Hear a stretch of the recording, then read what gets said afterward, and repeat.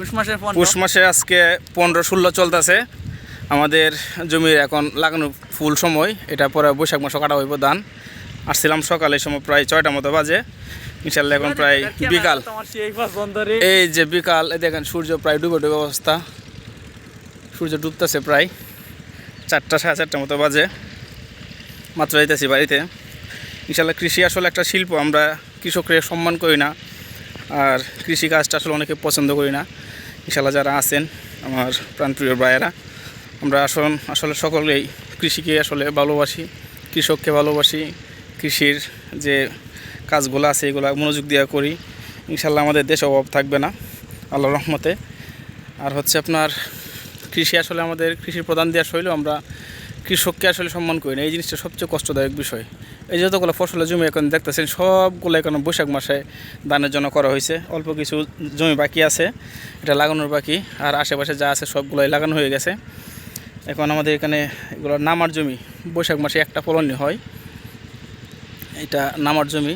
আপনারা যারা প্রায় সময় এটা বর্ষাতে ভিডিও দেখেন, আমরা নৌকা দিয়ে ঘুরতে আসি, এই জায়গাগুলোতে ঘুরতে আসি, এখানে তুই পানি হয়ে যায়।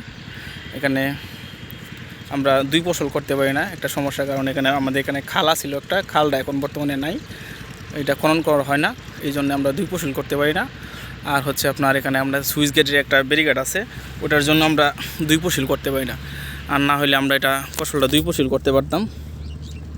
যা দেখতেছেন এটা পুরোটা একটা নামার জমি আমাদের, এটা পুরোটা একটা নামার জমি।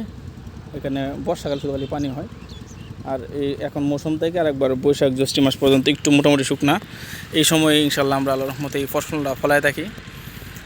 আর বিশেষ একটা কথা হলো, আপনারা যারা কৃষক ভাইয়েরা আছেন বা আমরা কৃষকের সন্তান সবাই কম বেশ, আমরা চেষ্টা করবো, সবসময় চেষ্টা করবো একটু কৃষিকে ভালোবাসার জন্য। কৃষককে যদি একটু ভালোবাসি বা কৃষিকাজটাকে ভালোবাসি, ইনশাল্লাহ আমরা স্বয়ংসম্পূর্ণ হতে পারবো খাদ্যর দিক দিয়ে আল্লাহর রহমতে।